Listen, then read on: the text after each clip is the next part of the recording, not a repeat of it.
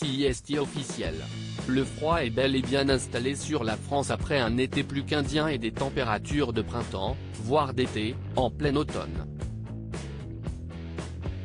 Forcément, personne n'était prêt à faire face aux chiffres négatifs qui défilent désormais sur toutes les cartes météo du pays et ça fait des dégâts. Outre la Covid-19, dont les contaminations repartent à la hausse, les bronchites et les bronchiolites, les petits virus de l'IV que l'on avait perdu de vue grâce au port du masque des dernières années, ont eux aussi fait leur grand retour, et des victimes.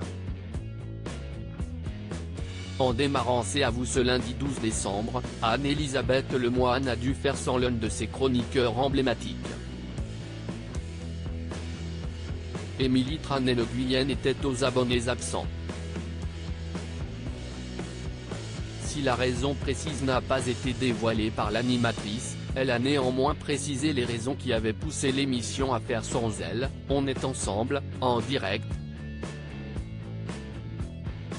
En l'absence d'Émilie Tranay-Le-Guyenne qui est souffrante.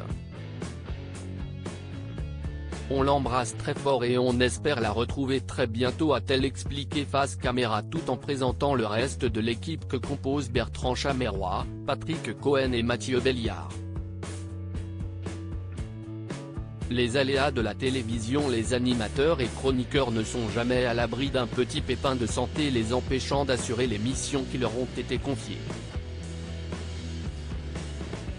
Il y a quelques semaines, Nikos Aliagas en a fait les frais. L'animateur, blessé sur un tournage de la Star Academy, avait cédé sa place de star des Energy Music Awards à Camille Combal. À savoir qu'Anne-Elisabeth Lemoine peut elle aussi contracter un virus l'empêchant d'assurer l'animation de son programme sur France 5.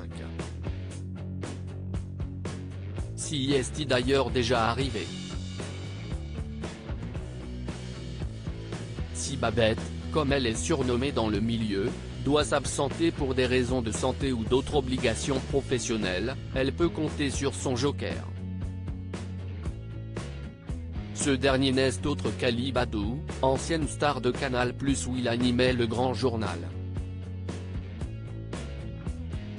Les téléspectateurs espèrent néanmoins avoir affaire à lui le plus rarement possible, ses prises de position n'étant que peu appréciées par le public.